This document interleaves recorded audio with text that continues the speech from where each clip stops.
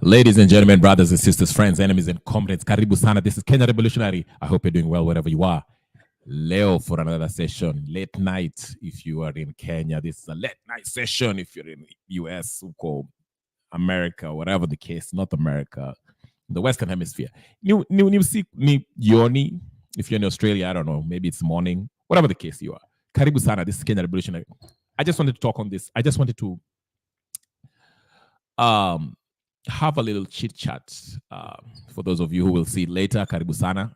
For those of you who will join me, perhaps just go ahead and the first order of the day, you know the rules. Like the video kama kawaida. Ama niaje? Aya, sawa basi. Karibu sana. Let me make sure my socials are on. Ndio maana, some of you might be asleep, some maybe not. Well, anyway, sawa. So the topic that I really want to talk about today, mada ya leo, is Kenya. Of course, our beloved country. The overly politicized nation coupled with corruption, impunity, and conmanship. Okay? When I talk about conmanship, I'm talking about political conmanship. Well, I guess conmanship just goes beyond even politics. We have, hata umagendo na mambo ingine, corruption. You get the drift, right? But I just want to concentrate on the political aspect of it. The reason why I say Kenya is overly politicized is because, if you think about it, since the last elections, August 2022, okay?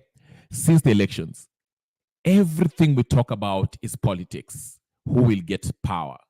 No one is concentrating on the performance of the people we voted in to represent us. You understand what I'm saying?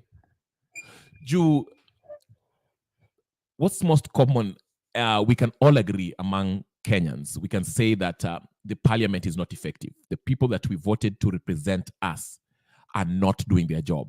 It's either they're compromised or they just rubber stamp whatever this president is doing. And from the look of things, the general consensus is that we do not agree with majority of the policies that President William Ruto is putting forth, whether it's borrowing, whether it's the empty promises, Affordable Housing Act, even the finance bill itself, you name it, the sending of 1,000 troops to Haiti, all of that. We do not agree with this president. But for some reason, we are so embroiled in this talk about who is going to be the next head of the ODM, who is the next going to be the presidential candidate in 2027, who is going to take over from Baba. Baba is going to AU. Will Ruto win in 2027? Is Rigathi Gachagua going to be the vice president? What about Ndini Joro? What about Sifuna? What about Babu Owino? We are just caught up into who is going to take power. And the politicians are also playing to this. You see them, Sarakasi, within the political parties and coalitions, whether it's Martha Karua, whether it's today, was it Wamuchamba, whoever, the governor from Embu who survived the impeachment, I don't know how many times, officially joined Kenya Kwanza. And Ngunjiri said he's no longer Kenya Kwanza. Sifuna gave a statement today, saying what he was saying. So what I'm trying to say is this. Don't you think it's high time we, the wanainchi, start concentrating on the performance of the people that we sent to represent us at not only the legislative body, but on every level of government, whether it's the MCA, governors, senators, MPs, and the president and his cabinet, the whole presidency, executive branch of government. Okay? Don't you think that's what we should now start focusing on? What are they doing for us? Because it seems that we are just, any my discussions, all the, hakuna kitu. If our representatives have failed, it's either two things. We can do two things. We can either represent us ourselves of course, we can not all go to the legislative body. So that means we have to recall these MPs, recall these senators, recall these governors by impeaching them. Recall by impeaching this president. But before we get there, can we not, we the people, since we have the sovereign authority, can we audit the performance of these politicians, these representatives that we gave the power to represent us at the national level or even the local level? Okay? It's one thing to complain about a road not being tarmacked, no development in your constituency. But the question is, what are you doing about it? The discussion is only centered on who is going to take over power. Instead of asking questions of why we are not seeing the development, we don't see the money that we give the government as taxes, in form of taxes, to provide services for us. Instead of asking that question, that where is this money going, because we are not seeing development, the question that we are asking is, who is going to be our next governor? Who is going to be the MCA? Is that MP going to survive? Who is the new blue-eyed boy who is going to take over from our governor? Who is going to be the next president? We are asking all the wrong questions, and we miss and forget our duty as citizens to hold these leaders accountable. Siasa ni kila kitu ni siasa. Everything is overly politicized. Yes, tuko na corruption. Yes, tuko na impunity. Na hiyo conmanship.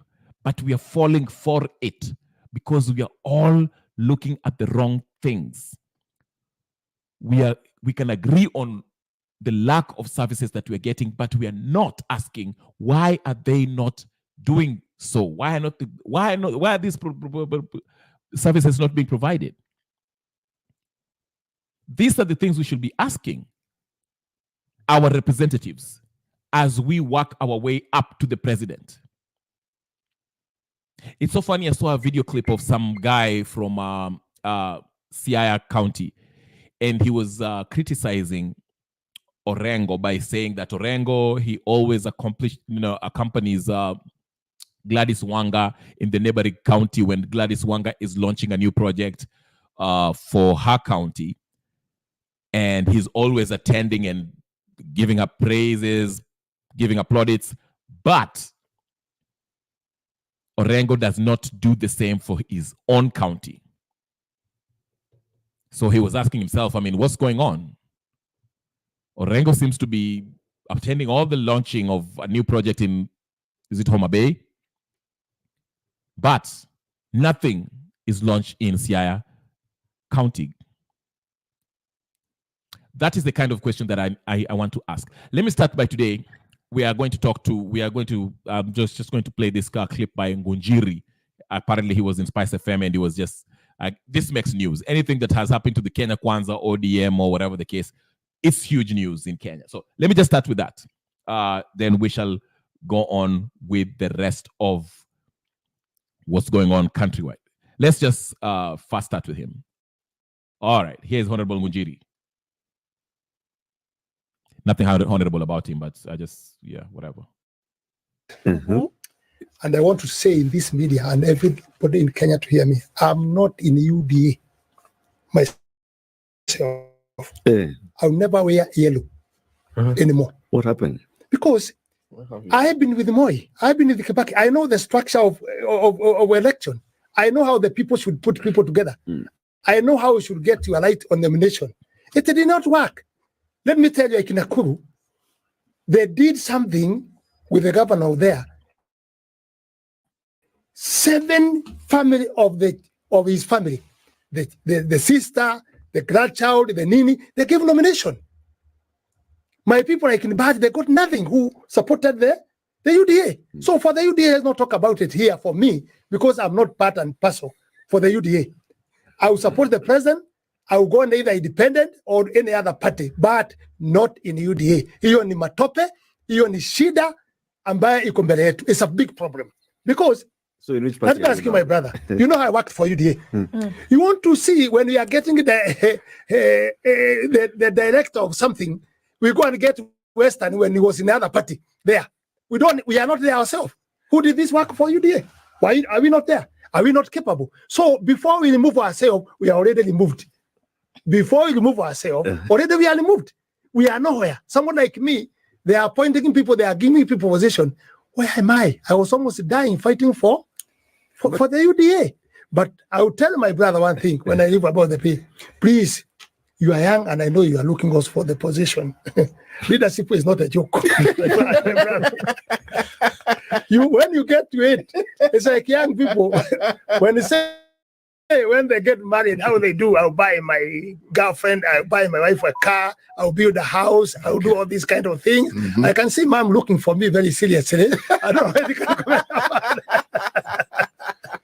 But when you get there, it becomes difficult. Let me tell you, as an old person, let's not compare Kenya and Haiti. Please, let's don't. Because the issues you see in Haiti, let me tell you, we can't compare the Kenya. Let's be happy that this country, we have peace, even if it's some pockets which are not doing very well, but we cannot compare ourselves with that country. God is with us and we should actually appreciate.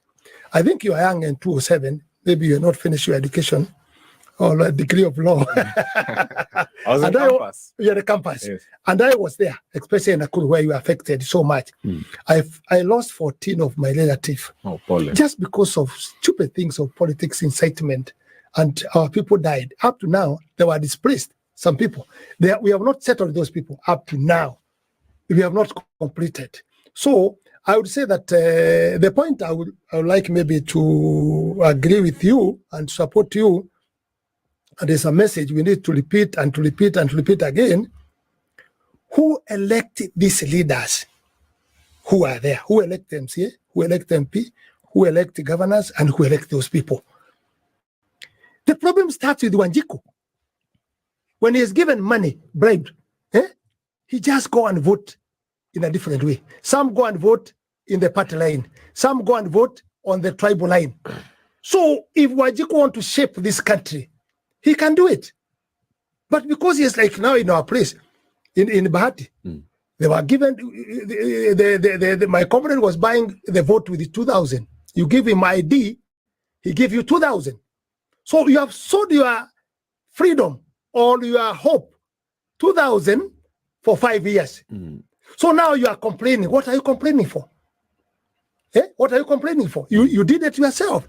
So we need also to push down, even if we say there's a problem somewhere, but also Wanjiku, please, we are all preparing ourselves. You go and elect people in UDA, you go and elect them in the other parties, and you make sure that this is the party, you sell the party. You not sell individual. I want to urge people, elect somebody. Forget about the party. The party will take you nowhere. Elect the person you know. He can stand for you. He can die for you. And I will support you. I don't know where you are standing, so I can see how you perform.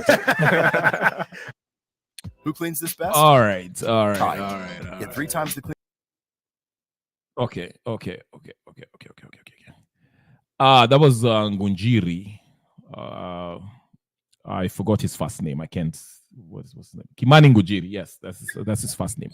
Now, Ngujiri makes it clear that he doesn't want to be associated anymore with the party, UDA party, which is right. I mean, there's nothing there I can add. I don't know how UDA operates. I don't know how Kenya Kwanza operates. I know nothing about this political party, the inner working. So he has all his right to leave the party for whatever reasons he deems fit. Now, the problem is this, and I see this as a recurring theme among people, which I disagree with, and is this. When we go to the polls, voting stations, polling stations, or whatever the case is, and we vote for a certain candidate, all right? Let's say I went to the polls, and at the point where I was going to vote, nikifika polling station, okay, let's just say maybe whether I was voting in your tribal lines, along tribal lines, or I was bribed, or I was whatever the case is. Okay, if I vote for a candidate and that candidate wins, right? Your candidate, once he becomes MCA, governor, senator, MP, president, or whatever the case is, women rep. Now, my responsibility as a citizen does not stop there. Okay? Now, this governor, let's just use this example of Ruto because this is what's common, okay? There are people who voted for Ruto. And even if you listen to Sifuna in his podcast, the podcast that he was in yesterday or the other day, whatever, this past weekend, a few days ago, he said, Ruto won. He said, okay, we lost by 200,000, which is not much, but he finally admitted that they lost. But the point I'm trying to make is this. Let's not lose this. If at the voting time of voting, given the choice that Kenyans had between Raila Odinga and William Samoei Ruto on August 9th, 2002, we had those two choices that were realistic who are going to win. Of course, we had the Wajakoya and the other guy and so forth. But the main guys was Raila Odinga and William Ruto. If someone voted for Ruto, majority of Kenyans voted for Ruto. Or let me just use the Mount Kenya people. Let me just use them, for example. If the Mount Kenya people voted for William Samoei Ruto and Ruto became the president, okay? If Ruto in the future, after he becomes president, turns his back on them and starts doing things that are not in their interest, you cannot come and say, oh, you know what? You people of Mount Kenya, you deserve what you're getting because that's the person you voted for. You deserve it. You see what I'm saying? And I'll explain why. At the point of voting, you have a choice. You vote your conscience, or maybe you're voting everyone has a reason to vote for whoever they choose to vote for. Whatever reasons, whether ulilipwa shilingi 100, 500, 1000, upigie Ruto, you carried out your democratic right to what? Universal suffrage. Ulienda uka piga kura hapo for the candidate that you deemed fit. Because remember, you still had a choice. Hata kama ukipewa 100 ama 1000, unaweza kuchukua hiyo 1000 and you vote for somebody else who you really wanted. Okay, remember the days of Jirongo, when they used to go to let's say Nyanza province. Nyanza province people used to say, oh, Jirongo, they'll take the Jirongo, but they'll vote for somebody else besides Moi. So the point I want to stress is this. Regardless of, even if the people of Mount Kenya voted for Ruto, it is unfair to say and turn your guns upon them, the proverbial gun, and start attacking them, saying that, oh, Nyinyi, you're the reason why we are suffering now in our Ramba, mlipigia Ruto kura. That's unfair. I'll tell you why. The reason is, at the point of voting for Ruto, they voted their conscience. They had their own reason to vote for him. Whether it was just because they had Raila phobia, or maybe they got paid, or maybe they felt they had a good chance with, there was a lot of their people affiliated with Ruto were going to bring Maendeleo if they voted Ruto on. Whatever the reason, it's their right. The reason why I'm saying that you cannot blame them is because this is something common. That's why I said your responsibility as a citizen, even as a voter, does not stop when you walk out of that polling station after voting. Whether your candidate wins or not, your responsibility as a citizen does not stop there. That's why we have to make these people be accountable for their action. I saw that in Okuru Court's tweets. Okuru Court speaks against this government. And people say, oh, but you voted for this guy. So wacha kupiga makelele, you voted for Ruto. So ulisema ati Raila atashindwa. Ati, you know. Of course he said that. And there's nothing wrong with that. When you're at the point when you vote people according to you are conscious. Well, ukiangalia huyu is better than huyu. That's fine. There's nothing wrong with that. That's democracy. But you cannot you cannot blame the voters for the fuck-ups of the candidate who won, who they voted for. Because at the point of voting, these guys who are voting for William Ruto were not voting for him knowing that Ruto was going to do all this nonsense that he's doing right now. Nasikia kitu nasema? Do you get me? No one imagined that Ruto will be an extension of Kenyatta's rule, which is more debt, more corruption, more taxes, and so forth, so forth. Nobody knew that. Yes, you can come here and say, oh, nani alikuja katuambia, Kenyatta won them or whatever the case is. It doesn't matter, even if they were won or not. They still felt like Ruto was the better choice if you were to compare him with Uhuru Kenyatta. I mean, with Raila Odinga. The same thing. If Raila Odinga was to win the presidency and he was the president today, and things were going south, he's doing whatever Ruto is doing. You cannot you cannot come here and say, nyinyi watu wa Nyanza, you are the ones who was brought us through mlituletea hii mess.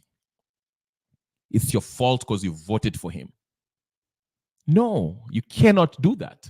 Because at the point of the voting, vile walikuwa naenda kupiga kura, they did not know that whoever they are voting in for to become president was going to behave in such a way.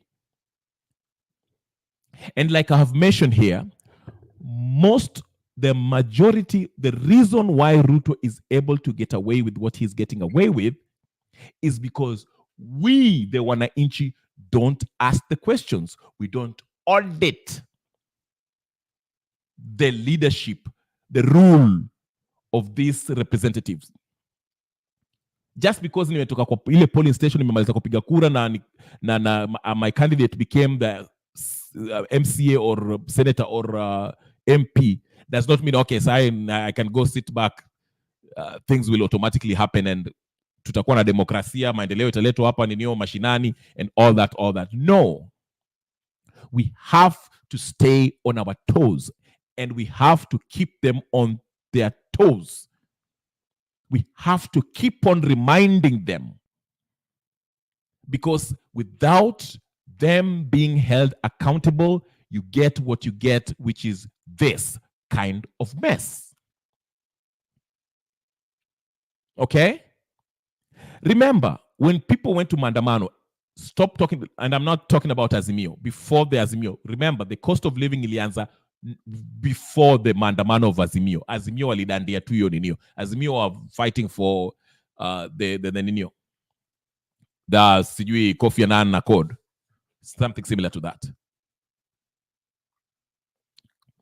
It reached a point, it was like, we were like 3 months in Ruto's government, and everything was going up, and we were like, what's going on? Everything is becoming expensive. And so people started mandamandering. Different groups in Nairobi, here. Azimio kadandia hiyo ninio. And they did so rightfully. So, even the time when we were debating the finance bill, people were vocal, and I applaud most Kenyans for that. Of course, the Azimio were playing politics on this because their aim was to fight for NADCO. But they dressed it up as if they were joining the wanainchi in the fight against the high cost of living. So what I'm saying is this. let's not demonize people who vote for a certain candidate who has turned out to be not doing things that are in the best interest of Kenyans. You cannot fault them for that. Unasikia? That's what I'm trying to say. Because nobody is, these politicians, they are human beings. I'm not excusing their behavior. I'm not excusing their behavior. But I'm saying this. The reason why we have these laws in place, the reason why we have senators and MPs, okay, is to make sure that these guys check the executive if the executive is doing something wrong. Now, if our MPs and senators are not doing what we voted them to go do at the legislative body, which is oversight, legislate, and also check the executive or whatever the case is, then the onus is on us, the wanainchi, to make it an issue. I would like to see people go to maandamano, okay, to protest against the parliament for the failure of our parliamentarians not doing their job to hold the executive responsible. I want to see that kind of maandamano. That is the maandamano I want. Si maandamano ati tunaenda ati sijui sava ifungwe. That's the maandamano that I want. And we should start by having this discussion. All these talk shows that I see, Wakinotienda Molo, Kenan, and all these people, Mungatana, Sifuna comes in the morning, all they talk about is what? Ruto did this, Ruto that, which is fine. They'll play that game, pointing fingers at each other. UDA, Kenya Kwanza, Azimio, ODM, Jubilee, their senators, our senators, sijui nini, we voted for this, ni mchezo. We want, when these MPs and these governors and these MCAs and these senators, if they go to NTV, the morning shows, Siasa Fiesta, and sijui lunch breaks, sijui nini, the questions that they should be answering is, what have you achieved for your people in the constituency that bore fruit? Ulifanya nini? How did you hold your governor, the governor, responsible? The questions that the presenter at the MTV, if there's this panelists who are up there, they should ask each other. Sifuna, you're a senator of Nairobi. Sakaja is getting away with murder in Nairobi. What have you done?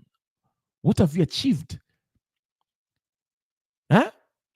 Not Sifuna coming to NTV to debate Mungatana about who is going to be the next ODM head or kingpin, or who is going to take over after 2032. That's not a discussion we should be having. We should be having a discussion about what has been performed, what services have the people you represented received since you are elected. What change? And we should challenge them on their accomplishment. If they tell us that if Wamatangi goes to NTV and tells us that he alitengeneza lami 5 kilometers from sijui wapi in whatever your location yake pale ana represent, the question should be, is that the best you could do? Could you have done better given the money that was allocated to your constituency? Why did this finance bill pass? Why did you vote for it? To the people who are on the opposition, can you explain to us why? we have to pay for this affordable housing, and we did not want it. We didn't have even a baraza to have public participation. These are the questions that we need to be asking. We need to ask questions about the services that has not been rendered to the people. We are paying taxes, we are paying their salaries, we are paying all this, and we are burdened with loans after loans after loans. But when the representatives wakienda katika NTV, all they talk about is what? Who is going to take over from ODM? Who is going to take over in sijui Kenya Kwanza? The conversation. I will give 2 brownie points to Babu Owino and his crew for taking a step. They say they are going to take a step to remove Nakumecha. That's commendable. I'm not a Babu Owino fan, but that's a step. I've talked about this. It's a little step, but it's a step. That is how to do it. Remove these people if they're not. He's doing something. I might not be his biggest fan, but he's doing something. Alikutana na hawa watu wake, solidarity. In fact, I want to play that video next. That's how you do it. It's a simple step, but he's doing something. I will give you props where it's due. Next, do the same with Marcoman. Ask him, why are people dying in the roads? What's going on? We can't have our doctors in the streets while watu wanakufa kwa nini kwa hosi. We cannot have 3, 4, 5 accidents within the span of 1 week. And Murkomen is not answering any question about what's going on. We only see him in his office talking to people like as if they're a piece of dirt. He should be summoned before the Senate, whatever committee it is, and answer questions. And if it doesn't provide satisfactory questions, we should impeach him. Let Ruto pick up somebody else. Same thing if Ruto akiendelea na hizi kuchukua hizi maloni za ujinga, there should be a motion to impeach him. We have to find. That is something that I commend for those groups. I want to play that video so we can renew. We should focus on performance. When I talk about performance, it's not just Sakaja walking around and giving a bunch of kids food for lunch. That's good, but that's not enough. Performance is services that will improve the lives and livelihoods of the people. Zile pesa mnapata hapo kwa county, where are they going? The ministries by this administration, whether it's the health, whether it's the roads and transportation, whether it's whatever, economist, that is what we want. And the people should put pressure on these senators and MPs. Applaud them when they do good job. And scold them. In fact, impeach them if they don't do their jobs. These are the things that we should be concentrating on. Not Baba anaenda AU. Sijui Baba amepata vote ingine ya kutoka kwa president wa Ghana. Who cares? How will that help you as a mwananchi? Wewe utabaki hapa. Raila will get his AU seat. What are you going to get? Your representative is up there anakula hiyo pesa yako. Wewe unasema sasa nimefurahia Baba ameenda AU. But you're living in squalid living conditions and your MP is eating all that money. Now your senator is not doing anything. Your governor is eating that money along with the MCAs. Lakini wewe unatuambia ati sijui you are still debating of Rigathi Gachagua will be out of office by 2027. Itakuwa Ndindi Nyoro. You see where the discussion is?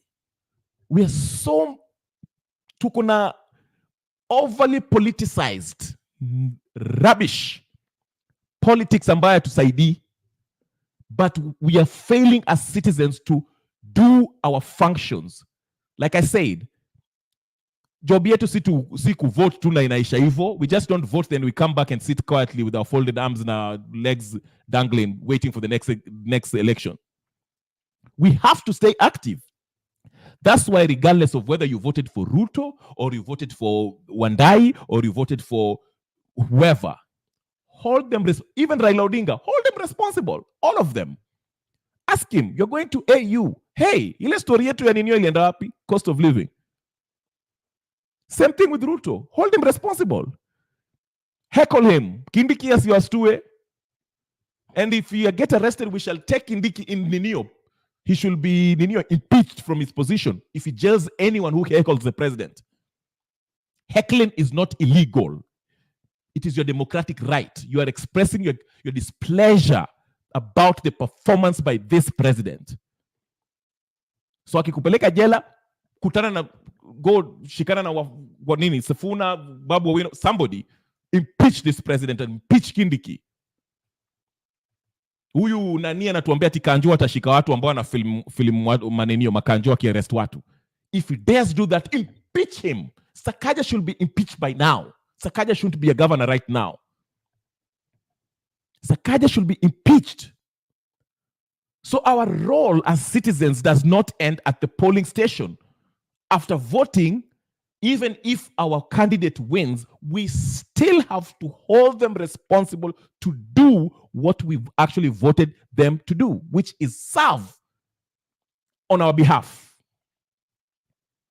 If Ruto is going to take that 150 billion that IMF World Bank wants to give him, he needs to explain to us why he's taking it and how he'll pay it. And it has to be legally paid, legally attained, which means the parliament, the legislative body, the MPs, the legislative body has to approve that loan. Every loan that we take, local or international, has to be approved by the parliament. Ruto has kuchukua tu loan hivi without being approved, or else it is illegal. And if it's illegal, Article 226(5) says legal, he will be liable for that money to pay it back, not us, the Kenyans.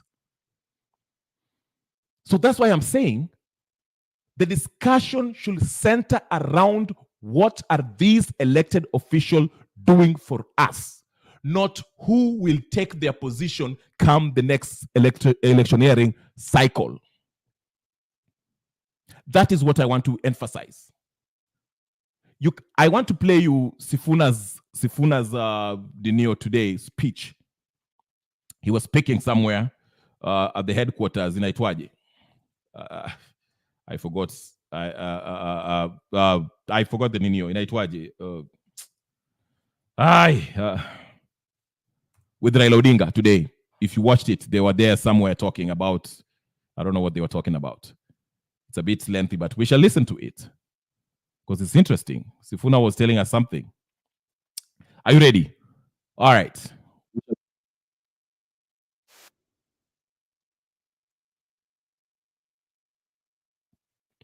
But again, while you listen to this, I want you to keep that in mind. Whatever they're talking about, whether it's criticizing the president, whether it's about their party, whether it's whatever, the question that you should always ask yourself is, how is what they're saying benefiting or serving the people of Kenya who elected them for those electoral officials? Because Sifuna is an elected official. Yes, he's talking on behalf of his party and his party coalition or whatever the case is, but that is the question that they should ask ourselves. How is that benefiting the people who voted him to become a senator in Nairobi? That is what you should be asking yourself. Whether he's criticizing the president or praising the president or praising Raila Odinga or criticizing, whatever the case, that is the question you should always have your in you. These headlines, empty headlines that excites the masses should not excite us. Politics should not excite us. We should always ask, what are these people doing for us? And let's not sit with our folded arms debating ati sijui nani atakuwa no. We want to ask, okay, you are in the wewe ni governor wewe sasa. Wacha kuniambia mambo ya AU. Wewe ni governor hapa, wewe ni MP hapa. Kwa nini hatuna barabara hapa? Why haven't you asked? Unaona watu wanakufa kila siku hapa hii barabara. Mbona hujaita wewe senator, mbona hujaita Murkomen hapo kwa nini muulize kwa nini watu wanakufa? Why can't you just ama sisi wewe ulienda tu huko kucheza na kama Salasia? Let me play this. That's what I'm trying to get to, okay? Let's not get over excited. EC match here, Manchester United versus Chelsea or whatever the case is. This is your life. This is your tax, your money, the services that is owed to you. It is your right. Claim it. Your authority. They're working for you. We're not working for them. They should be the ones calling you Mheshimiwa because they have the sovereign authority. You as a people, we are the sovereign people. Don't call him Mheshimiwa. In fact, we should even make laws that an MC or an MP or a senator or a governor cannot buy a new car unless the people approve it. I'll play that video. All right, let me just go ahead and play that video. Make sure you like the video, please. Like, subscribe if you have subscribed. Here's what our friend Sifuna was talking and his ODM comrades.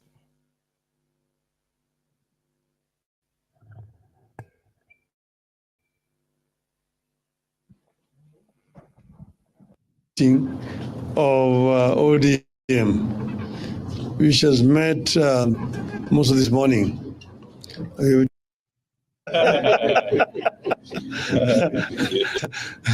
Nitakuja kwenye mbuzi. Now, ladies and gentlemen, this is the Central Committee meeting of ODM, which has met most of this morning. We have discussed several issues, and we have a statement that is going to be read to you on our behalf by the Secretary General of ODM, Honorable Edwin Sifuna. Thank you, Excellency. Good afternoon, everyone. As the party leader has told you, we have had a meeting of the Central Committee. It has been full house, except with the apologies of Deputy Party Leader, Honorable Ali Hassan Joe, who is in Mecca. So this is the statement. We have had a meeting of the Central Committee, which is the top decision organ, making organ of the Orange Democratic Movement Party. This meeting took place against a backdrop of ongoing efforts to reinvigorate the party through various activities, including but not limited to the holding of grassroots elections. There are also a number of emerging and running national issues affecting wanainchi, among them the crisis in the health sector as manifested in the ongoing doctor strike, the crisis of funding in our schools and colleges, and the scam of subsidized fertilizer. The committee meeting therefore took stock of the state of the party and that of the entire nation. A key issue canvassed at this meeting is the dire state the party finds itself in as a result of a government-instigated denial of funding. The Political Parties Fund was established to enhance democracy by promoting active participation by individuals in political life. Among other things, it is meant to cover election expenses of the political parties and broadcasting of the policies of the political parties. Unfortunately, this fund has become the death knell of parties it was meant to support. Since coming to office, the Kenya Kwanza regime has pursued a deliberate policy of denying funds to political parties, effectively crippling their operations. Key activities, including the planned elections, party elections, become challenging to plan and execute because of the regime's refusal to release funds to political parties. Clearly, the aim is to kill all political parties except UDA. We demand, therefore, that the funds be immediately released to parties in amounts and the manner stipulated in law. Be that as it may, the committee has resolved to kick off the party grassroots elections on the 27th of April 2024. The exercise will be staggered as follows. On the 27th, we shall have the exercise in 3 counties, namely Kwale, Busia, and Siaya. Then on the 29th, we shall have grassroots elections happening in Kajiado, Migori, and Wajir counties. And on 30th of April, we shall have the exercise in Kisii, Vihiga, and Murang'a counties. A further timetable covering the next batch of counties shall be released in due course. On rebuilding, rejuvenation, and reforms, the committee agreed on the need to continually grow ODM into a party that is strong both structurally as well as ideologically, with ability to provide effective leadership on local, national, and international affairs. In this regard, we agreed to continue with the ongoing membership registration, while at the same time working on the grassroots and national elections. With pride and satisfaction, the committee took note of the ongoing preparations by various leaders and members to vie for various positions. We have noted immense interest in the party. We are particularly encouraged by the young men and women who have expressed a desire or an interest in vying for various leadership positions within ODM. It is the greatest assurance that the party has a future and is still seen as a viable tool for national leadership. We encourage our members to pursue their ambitions with a sense of responsibility to strengthen and not weaken our unity and solidarity, and to focus all our attention and energy on that big and main task of any political party, which is to take power. We therefore agreed not to allow elect activities, divisions, or cause cracks in ODM. The elections must be seen as a friendly match and not a do-or-die affair. We deliberated on the developments in other political parties and their implications for the nation and for democracy. In particular, the committee's concerns over developments in the UDA party, where public officers paid by taxpayers from all political formations have been appointed as party officials to various organs. We are saying at the root of the party state system last seen in the 1980s, where party leaders and public servants were one and the same thing. What followed was a youth wing with watchdog or surveillance responsibilities over the entire nation. We take the position that this development is wrong. It is a recipe for chaos and dictatorship and partisanship in the management of public affairs. Consequently, we demand that all those people who have been named as UDA officials must immediately resign from public service. There is no way they will serve two masters, the public and the UDA party. The meeting further noted with concern what appears.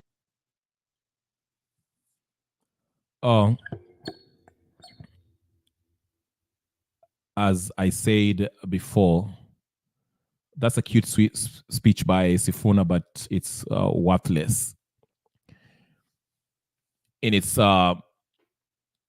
gravitas, it's empty talk again from the opposition, just to be seen that they are doing something. I mentioned at this point, the opposition cannot purport to be criticizing a government headed by the president, who is actually helping the leader of the opposition to become the AUC chairperson. So I'm not buying that nonsense. It's a long, lengthy, protracted speech that almost drove me to sleep. And it's meaningless, to say the least. Now, again, I ask, yes, the ODM are crying about the government not giving them money that belongs to the politics. I've always made the case that government should not be funding or should not be giving these political parties money, because it becomes a racket, a hustle. Okay? Political parties should finance themselves. That's a law. I dare one of these politicians to sponsor a bill that says just that political parties are to be wajitegeme. Why should taxpayers pay for these idiots that don't even care about the common wanainchi? Okay, Kenya Kwanza, Azimio, ODM, UDA, whatever the case, Jubilee, and anything in between, should raise and fund themselves, finance their own operation. Okay, that's when we shall have real. That's real democracy. Okay, taxpayers should not be paying for these people. Should not be paying for. So I get it. I get the reason why ODM want asking the government to pay them, but I don't agree with the whole idea. So I don't really care about what ODM is telling us. But again, how does that help the common wanainchi? That is all I care about. Okay, and ODM have been calling for Nakumicha to be impeached. Not Nakumicha, somebody else, the KRA, the head of KRA. Okay, again, like I said, these ODM or Azimio, let me just say Azimio, they have lost their, what do you call it, credibility. That's why I say, how can an opposition party coalition claim to be against the ruling party coalition, okay, while this ruling party coalition is working tirelessly after meeting with their head, Raila Odinga, working for him, trying to get votes for him to become the AUC chairperson. You see what I mean? You cannot claim to be at odds politically if the heads are working together, okay? And they're not working together for the benefit of the wanainchi. They are working together as a favor to each other. Weenda AUC, mini baki hapa, nichukue 2027, wewe ukibaki hapo AUC. You see what I'm saying? If they were working together to see that Kenyans receive better healthcare, you know, have better laws as far as taxation, lower taxes, you know, less debt, okay, bring the cost of living down, I will applaud the nature of their relationship. But Raila is working with Ruto after their meeting in Mombasa and whatever the case is. And Ruto is helping him to get this AUC seat. But now they want to come on camera using Sifuna, trying to convince us that, oh, they're so outraged by this Kenya Kwanza government. They're so outraged. Okay? They want some changes. Let them release some money so we can also have money here in Kenya ODM. These people are turning into Kanu just to try to get their supporters, not to lose them, because they know their supporters are smelling, are suspicious of this handshake that has happened secretly between Ruto and Raila. So they're trying to save face by acting as if they're still opposing Kenya Kwanza while these people are still working together. That's why these bills are passing. And the so-called opposition, conveniently never shows up when it's time to vote for these bills. You see what I'm saying? So there's no opposition. And I think, was it Taifa Leo that had that headline today or yesterday? Okay? That's why I'm not buying this Ninio by Sifuna. It's nonsensical. It's designed for the ODM diehards because they don't want to lose their diehards. Okay? That's why they have to come out and say, wanataka kwenda ile party sijui nini to reinvigorate the party because they have sensed that the core supporters of ODM and Azimio is pretty much done. But they're sensing that these guys it's disintegrating. Nobody believes in them anymore. You can't have Ruto fighting for your party leader to go to AUC. Then you're coming and telling us that bado amsikizani. While all these bills are passing, nobody's holding Kenya Kwanza government responsible. That's why I'm saying our role as wanainchi who do not belong to Kenya Kwanza or Azimio is to hold this representative accountable. If it means impeaching them, that's what we need to do. That's the point I'm trying to drive. Political conmanship, corruption, impunity, and overly politicizing everything is what we are trying to get rid of. This is a fog that is put mbele yetu due to we don't see the real problem. And the real problem is this representative. That's why in elections, we did not only have elections for the presidential election only. We had an election of the governors, we had an election for senators, MCAs, everything else, senators, MPs. But these guys abdicated their responsibilities only to have us focus on, 2027, sisi ndio tutarun. 2027 huyu ndiye atakimbia. 2027 sisi ndio tutakuwa bingwa. 2027 maybe pia tutasimama. So that we don't ask the right question, which is, you, Mr. Sifuna, you're sitting there giving us a press conference. What have you done for Nairobi? You as a senator, have you asked Sifuna, has you asked Sakaja why we still have garbage in Nairobi? These buildings that are being built every day, hizi mahaira zinabuildiwa illegally, not respecting the code, against the code of buildings. Why are they still being built? Why haven't you grilled Sakaja about that? Instead of telling us of what the government is not sending money to your political party. That is what I'm talking about. They are confused with political talk. And I dare challenge you. Go to any political talk show. Even tomorrow, kiamka, go watch any not political talk show, but any show that has nothing to do with the governance and everything. Utaona, they're only focused on the politics. Who is going to be the next what? Who is going to... Nobody's saying, in the news, nobody's saying, no. This needs to be fixed. Why hasn't been fixed? This money is being taken. Why hasn't it been taken? Was it acquired legally? This loan imechukuliwa. Why has that in Neo? Hiyo highway ambayo ilikuwa flood last week when the rain comes. Has it been fixed? Huh? These are the questions that we should need to know. Service to the people. Representative. Hizi pesa zilipotea. The money that got lost, even at their SGR, Yaninio, how much debt do we have? How much was really legally attained? Why are we taking more loans to cover the previous loans that we have at an even higher interest rate than the previous Eurobond? Why? These are the questions we should be asking. Not pushing for NADCO. That is illegal. That shouldn't even be up for discussion. It's a legal story imeisha. And Kalonzo Musyoka, if Kalonzo Musyoka comes to public and talk about NADCO, he should be stoned to death, him and Wamalwa. Stoned to death if he talks about NADCO. That is the kind of community we need, your citizenry we need. Usitulete mambo ya ujinga hapa.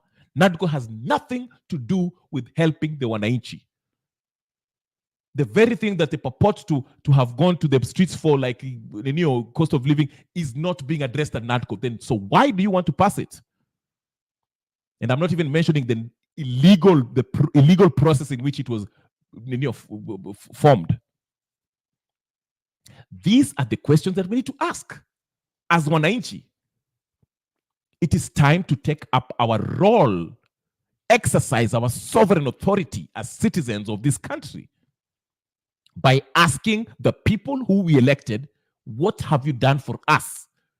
Wacha kupiga makelele na hizi ma press conference za kila siku mkituambia this and that, this and that, this and that. Mnatuambia ati sijui oil, G2G oil sijui imeibiwa hapa. These are things that should be discussed in the parliament. Na kama nani hataki kupatia opposition opportunity to talk to raise these issues, tumngoje vile Mnakumicha alikuwa na mgoja huko nani anaitwa nani Watangula, tumngoje huko Trans Nzoia na tumchape na mawe, so he understands that the power is with the people. We're not going to play anymore. Sawa, kalia hiyo kiti yako, but if you don't perform, we remove you. That's why I'm saying Babu Owino and his friends are making the right choice. Nakumicha toeni Nakumicha, nasikia ni demu wanani, side chick wanani, side chick wa Watangula. Remove him. Don't stop with Nakumicha. Go to Murkomen next. Go to the next ministry. If they're not performing, remove them. Na sisi wanainchi pia, we tell these wakina Babu Owino, this is the person we want to mutoe. They're not performing. Toeni Sakaja. I want to see Sakaja next removed. Babu Owino and Senator Sifuna, I want to see mtu walete ninio atoe Sifuna, atoe Sakaja. Sakaja should not reach 2027. Mtoeni. Sifuna, if you're watching this, and Babu Owino, if you're watching this, I double dare you. I double dog dare you. Impeach Sakaja. Atolewe saizi. Don't wait for him to go 27. Ataiba pesa yote, hata mtaingia Nairobi hata kutakuwa hakuna pesa. Remove these people. That now this is the way we are going to revolutionize our country. It's either that, ama mungoje mambo yaribike, halafu mwende vita. 2027. You 27 Ruto atashinda tena, even if he rigs or whatever the case is, mtakasirika na kutakuwa na vita. Kwa sababu we are postponing these problems that we refuse to address as Kenyans. The land issue has never been addressed. Ndungu report is out there. Nobody wanted to implement it. Kenyatta alifanya vitu it was not put as part of the constitution because he knew his family has a neo. I'm just giving that as an example. But we are postponing these problems. Kuna watu wamekaa, they remember that. Ile vita ilitokea 2007. Part of it was because of that. That's why these people came with the Kriegler report, Ndungu report. We keep on postponing these problems. Maprezo wanakuja wanatuenjoy, wanaiba pesa, after 10 years wanaishia, wanapatia mtu mwingine. But we have to start from the ground, asking question, going up. Put that fire to them so that they can be responsible. Anyway, ladies and gentlemen, brothers, sisters, friends, and comrades, whatever time you're going to watch this, please make sure you like and subscribe if you haven't subscribed, and comment. I will see you guys tomorrow. I have to go. It's been an hour. Thank you very much for watching, and I will see you guys tomorrow. Amaniaji. So, peace and blessings.